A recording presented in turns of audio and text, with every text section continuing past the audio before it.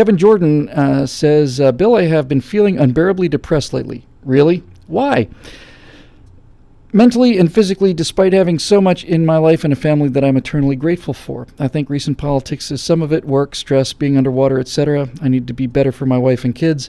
This is me asking someone who I know has lived in that place before, how do you know a shortcut back to happy and healthy? Well, let's start with the basics here, since this is actually a very serious question. Kevin, if your childhood was more or less normal and relatively loving and giving and and nurturing and so on, then almost certainly you don't have a biological issue. Kids that are deprived of that, in fact, have a brain chemistry deficit. Lack of parental attention and touching and a lot of closeness and stuff. That kind of neglect rather than abuse.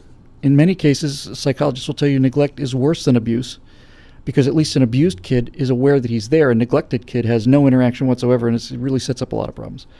So the reason I'm starting here is because I'm going to assume that when you say feeling unbearably depressed lately, it's because of the external environment and not because of the brain chemistry.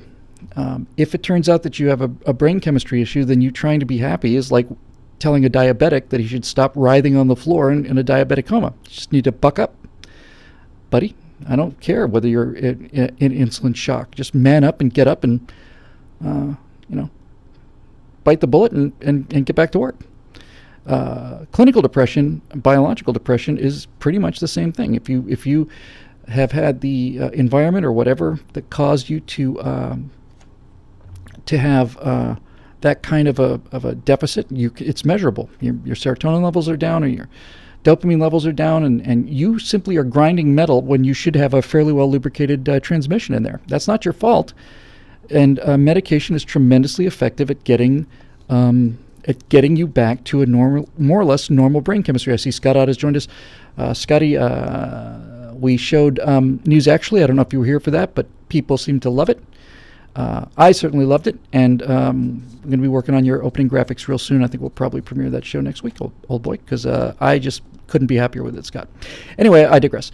So here's where I'm starting with that, Kevin. If it turns out that you've got a brain chemistry problem, then it doesn't matter really whether the environment is simply exacerbating, your depression. I am one of those guys with those kind of problems. I'm one of those guys who just, I'm a quart low. I'm a quart low on serotonin, and I'm a quart low on dopamine, and when I have to, what it's like? It's kind of, you ever drive a car? One of these days we'll be asking that question, period. Do you ever drive a car? But I used to own cars that were so awful and expensive that you had to put almost as much oil into them as you put gas into them. You had to put oil in there every couple of days.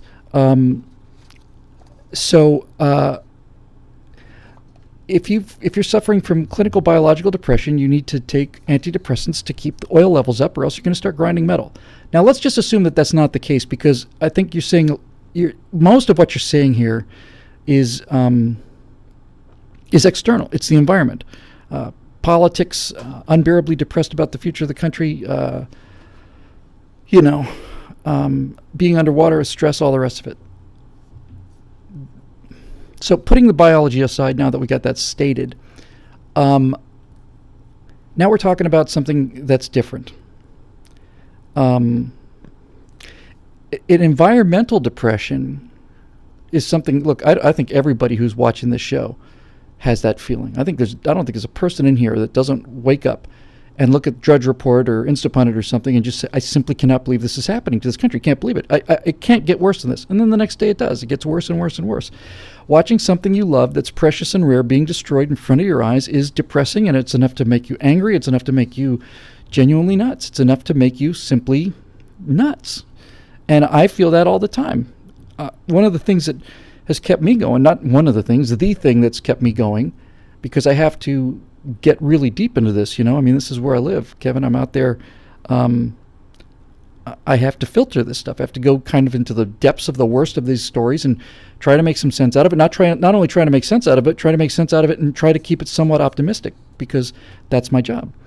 But it's brutally hard. Scott is here now. He's watching the show, and Scott and I have had many conversations about just how depressing and awful it is to deal with this stuff. I've called Scott once or twice from the car just saying, Scott, I got to talk to somebody because I don't know if I can take it anymore. Honestly, I don't. So the first thing I would say is get checked up, make sure that you don't have a biological problem, because that's a tough hole to climb out of if you've got that kind of a deficit. The second thing I would say is find some friends to talk to. I've called Scotty on days when I was just feeling just like that's it, it's over, just over. Why are we even wasting time talking about it anymore? And then you talk to guys like Scott and or anybody as a friend of yours, and you feel better. You get it out of your system. Sometimes you just have to get it out of your system. A lot of times these thoughts that we don't get to talk about, they just build up a pressure all their own because there's no one we can really talk about them. We get kind of in this sort of a, like a feedback loop. We run around, and sometimes you just have to crack a window and let some air in there. And talking to friends is very, very good at that. And I think there's an even easier answer here, especially to the sense of being underwater and the stress and the work hours. I took a vacation last summer for the first time in I think probably 8 years. I don't think over 8 years I'd been away for more than 3 days, and that was a speaking engagement. I would go to Coeur d'Alene for 4th of July. I'd be gone for 2 nights, 3 nights. That was it. But last year I went to Oshkosh. I was gone for 8 nights, almost 9, maybe 10. Maybe I was gone for 10 days. And I remember thinking, I simply can't leave for 10 days because if I do leave for 10 days, this business is going to spin out of control. And if the business spins out of control, then the world will wobble on its axis, and I'm not going to get, not going to have any money, and the paychecks are going to stop. I'm going to be out on the street, and everybody's going to die and starve, and all the rest of it. And Victor Portelli comes up with the SMOD reference, and we get to the point where you're just praying for the sweet meteor of death just to get it over with. But this is getting to the nub of what I'm trying to say here, Kevin. When you're in a pit, it's hard to see that you're in a pit. When you're in a pit, it's nothing but black. The hole is, the only sunlight you see is directly above you in a tiny little hole, and you feel like you are in the pit forever and there's no way out of the pit. On the other hand, if you're standing on ground looking down into a pit, you can see that a pit is actually a pretty limited amount of space, that a pit is an artificial space, that there is in fact plenty of sunlight out there. If you've got a guy standing on the outside of a pit and another person down at the bottom of a well, the actual reality of the world outside hasn't changed. There's just as much sun as there would be for both of them. The sun is out, the grass is blowing, the wind is blowing, the grass smells great. It's just that the person out of the pit can perceive it, the person in the pit can't. But it doesn't mean that they're living in separate realities. So a fair amount of this finding a way to get back to being happy is getting out of the pit.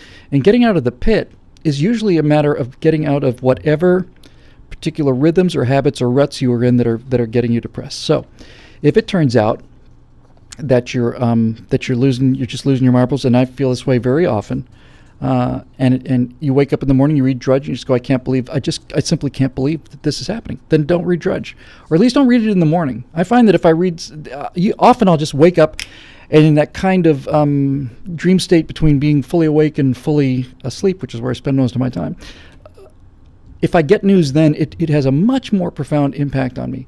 And that's why all of the trouble I've ever gotten into, that I felt bad about, was because I reacted in the morning. I'll wake up, I'll see some kind of comment or something from a fan or a friend on Facebook, and it's like a minor criticism. If it's the first thing I see when I wake up, I'll just go ballistic.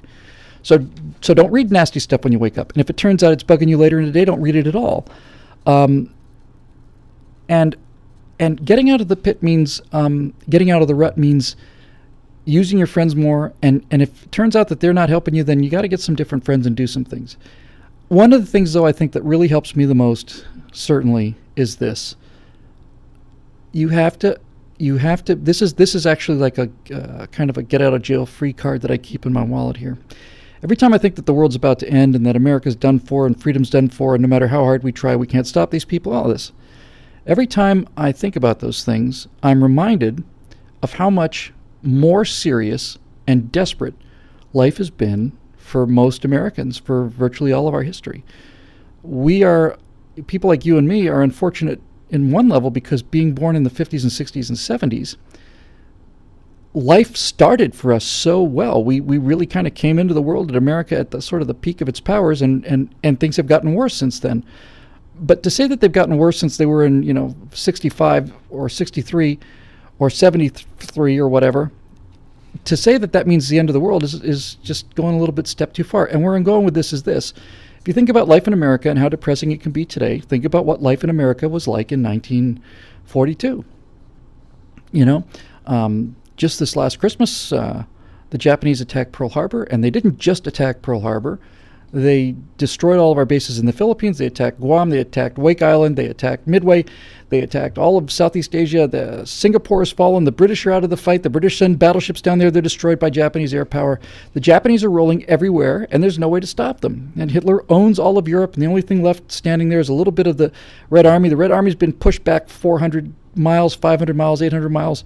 And those people thought, oh, the end of the country is coming for sure, and it's going to come in the form of machine guns and bombs. This jug-eared narcissist is not a threat to this country in the way that communism was or Nazism was. It's a product of Obama, and progressivism is a product of too much prosperity, too much security. And so one way you can look at it is their policies will eventually mean that the prosperity and the security goes away, and then we're going to need everybody we can who's good in emergencies. We're going to need people that know how to shoot, and people know how to farm, and people who know how to ration, and okay. It doesn't matter. It doesn't matter how bad things are or how bad they'll get, Kevin. The only thing that actually matters in the world is how you're going to respond to it. What are you going to do? I've made the case so many times before, I'm not going to go into it again, but I genuinely actually believe that we are sitting here today speaking English in the West and enjoying freedom and so on because one guy named Winston Churchill woke up and decided to, no, not going to give up. I really genuinely believe it. I think you can certainly make the case. If Churchill had not been the prime minister and Britain had surrendered to this, not to the degree that France had, but basically collaborated with Germany, and Hitler turned his full powers on Russia, he would have beaten Russia because he damn near beat him anyway.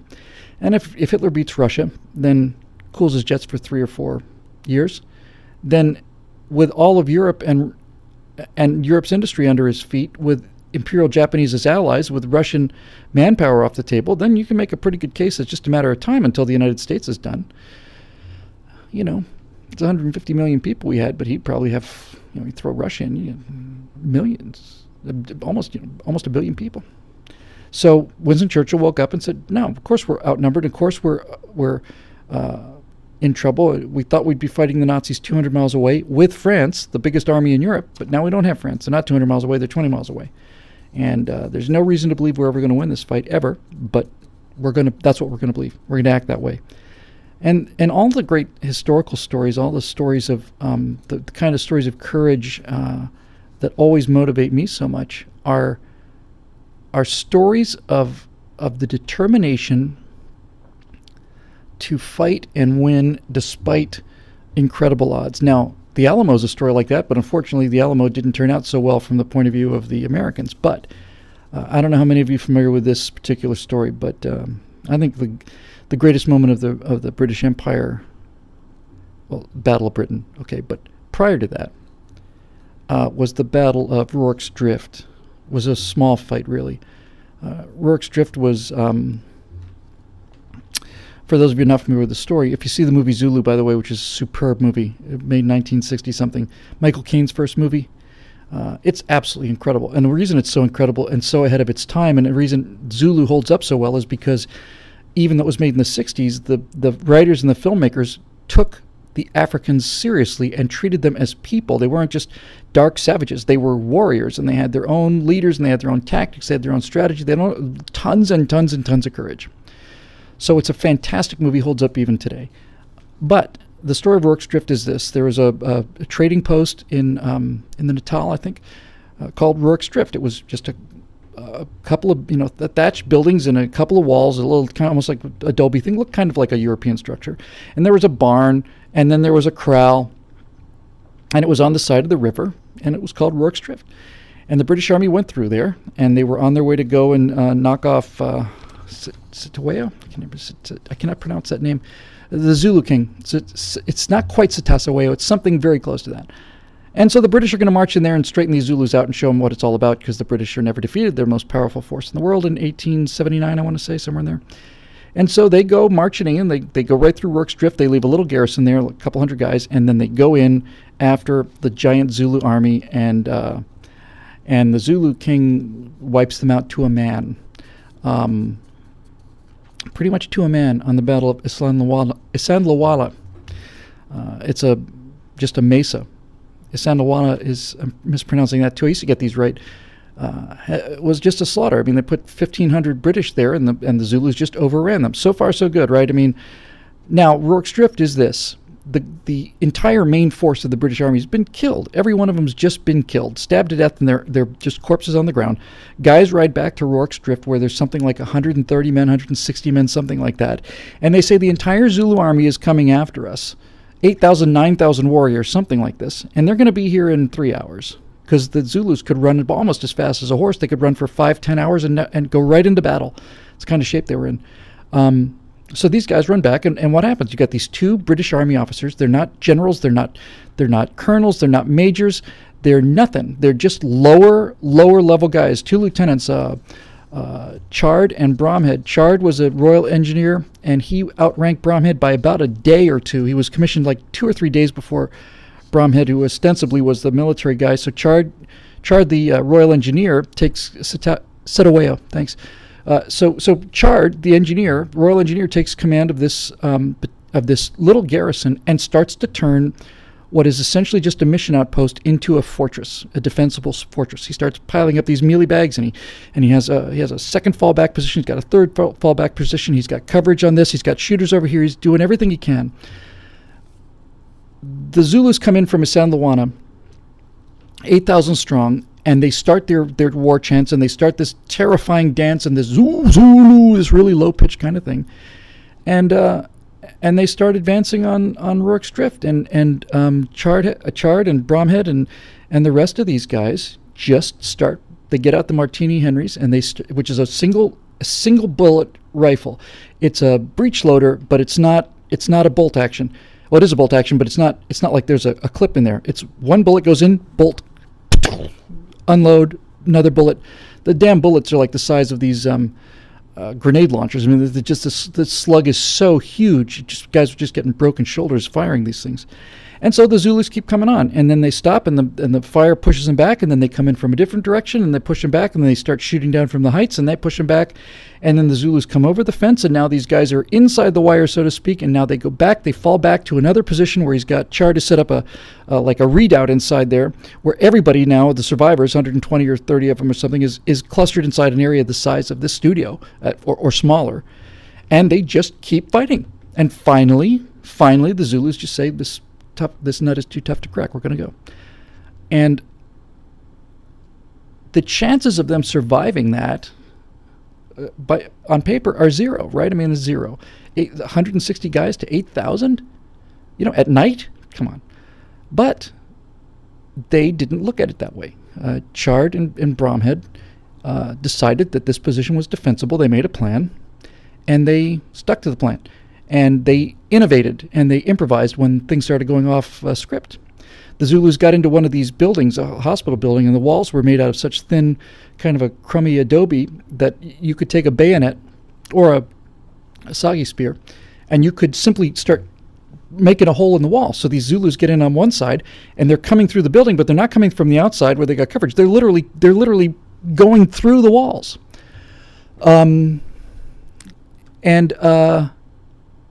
Yeah, Bindlestiff says, clip, you've triggered me. It was a clip in, not a magazine on things like the Gewehr 98. That's a clip. It's a stripper clip. Anyway, they fight to the last man, and the casualties were actually relatively light. I want to say they lost 20 or 30 people. However, the point of all this is this. The British equivalent of the Congressional Medal of Honor is the Victoria Cross, and more Victoria Crosses were awarded that day than any other day in the history of the British Empire. And that includes days in World War I where you might have 100,000 guys on the field. 168 guys there, or something like that number. I forget the number of Victoria Crosses. I want to say it was 24, 23, 24, something like that. They just didn't give up.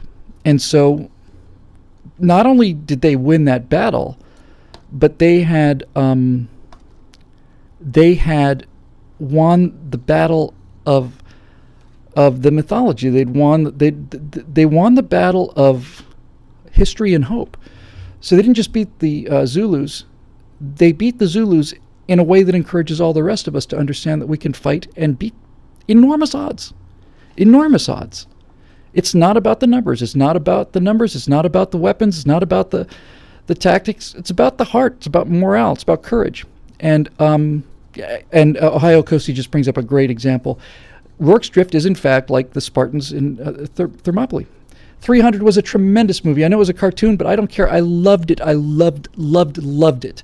I loved the effect that 300 had on 15-year-old boys coming out of the theaters. They were saying, "Yeah, the Spartans are like the Marines and the the Persians are like the Muslims, and these guys were just in such great shape." And I've said this before, but if you look at the movie 300, a lot of people really put it down because they're saying it's like gay porn because Leonidas and all these Spartans are in literally unbelievable shape, and they're the kind of shape that a Western civilization, 21st century nutrition and exercise can get you into. None of those guys look like that. And so why did he do it? Well, I think the director did it because he wanted to show on the outside the discipline that they developed on the inside. I think that's why these guys were such incredibly ripped actors playing the roles. They were such supermen on the outside because he couldn't show the years and years and years and years and years of deprivation and discipline that the Spartans had internally, so he had to show it externally. You would see these guys, you say, "My God, these are supermen." Well, they were, but they were supermen because of what had happened on the inside. These Last Stand stories are really important because they show us that sometimes you lose. Custer loses. Sometimes the Alamo you lose, but sometimes you win. And you're not going to win if you don't fight. That's the lesson I'm trying to impart here on all of this, Kevin, is no matter how depressed you get about all this stuff, and you may think that our chances of winning are slim, and sometimes I think that too, but our chances of winning are zero if we give up. Our chances of winning are zero if we just give up. And despair is what they want from us. They want us to be filled with despair. It's not accidental. The reason this iron triangle of Democrats in Washington, news media in New York, and storytellers in Hollywood are trying so hard to tell every single one of us that we're dustbin of history and that our time has passed and we're dinosaurs and you need to get with the program is because they want us all to be despairing and give up. That's a great strategy. I don't blame them one bit. Ironkid brings up another great example in history that I had forgotten as well, and that's Agincourt. The British meet a French force. The actual numbers are in some dispute, but I want to say it's something like 1,500 British soldiers and archers under King Henry V going up against a number of something like 20,000, 50,000, 70,000 French, something shocking like that. And they just beat them. They beat him because of strategy. They beat him because Henry understood the way they were going to fight. He had the British longbow. It's not just enough to have the longbow. You have to have a strategy so that the longbow causes these Frenchmen to panic and causes them to force themselves into such a small area and funneled them into such a small area that the French knights, armored knights, longbowmen are no match for these guys in close quarters. Henry figured out a way to get them funneled in so tightly that they literally couldn't swing their weapons, and then they just shot them to pieces. And so courage is important, and brains is important, and mostly stamina is important. Mostly perseverance. It's perseverance. It's true for anything. I think it was Calvin Coolidge talked about that. He said, perseverance is the essential quality. Genius isn't going to do it. Unrewarded genius is everywhere. I forget, hard work, whatever. He said, persistence, just got to keep getting in there. So that's why I'm so proud to do the work I do, to the degree that I can have an effect on people. It's made me extremely proud, and the comments I get the most often are the ones I like the most. And people will come up to me occasionally in an airport. And by the way, if you are one of those people who happen to see me in an airport or in Vegas or something, by all means, please come up and say hi. No matter what I'm doing, just come up and say hi. But the comments I get are you give me ammunition that I can argue with over the water cooler, or I thought I was the last person in the world who had this kind of sense of common sense, or you've got the kind of clarity on issues that just cuts right through all of these, progressive sophistry, and you make me realize, no, we're right after all. It's like, well, that's what I'm here for, I think, and it's certainly an honor to be a part of that. So, Kevin, I'm going to let this one go now, but I just tell you this. First of all, if it turns out that you really can't shake this, just send me an email directly. Send it to info@billwhittle.com. That'll go to it'll go to Carla, and then she'll get it to me, and we'll talk. But hopefully this will help, because we're in this together, man, and that's it. And if you're feeling depressed, it's because and underwater and all the rest of it. It's because you're talking to people who don't really get it. You talk to guys like Scott Ott. You talk to anybody here in the Stratosphere Lounge. It's a mutual encouragement thing. That's why Rourke's Drift worked. Chard thought they were going to die, but the people watching Chard said, my God, he thinks we're going to win this thing. All right, then. If he believes it, then I believe it. That's what leadership is. Leadership is going out there with an attitude like we're going to kick their asses, when you inside feel like we don't have a chance here. Well, we don't have any chance if we don't fight. So if we're going to fight, we're going to have to fight bravely. And if we're going to fight bravely, it's up to the leader to put some morale into these people. I'm the leader. It's my job. So I'm going to go out there and I'm going to pump these guys up. I think it's exactly what Churchill did, and what all of these great leaders do. They have they make the moral decision to accept the fact that while defeat may be likely, it's certain if you don't fight. And so let's fight. And so many times, small groups of people fighting tenaciously for their lives have such an impact on large forces that the large forces will break. It is morale. The Spartans held those Persians off, million Persians or whatever, for days. Rourke's Drift, they could have kept going. Obviously, if the Zulus had spent their last man, they would have killed everybody there. But after the garrison there of 150 guys killed 2,000-3,000 of these Zulus, the Zulu king said, wasn't actually Sadawe, it was one of the princes. He just basically said, no, I don't think so. I think this is costing us way too much money. If it costs us 3,000 guys to kill 20 of them, and there's 160 of them left, I don't think this is worth it. That's a win. So hang in there, buddy.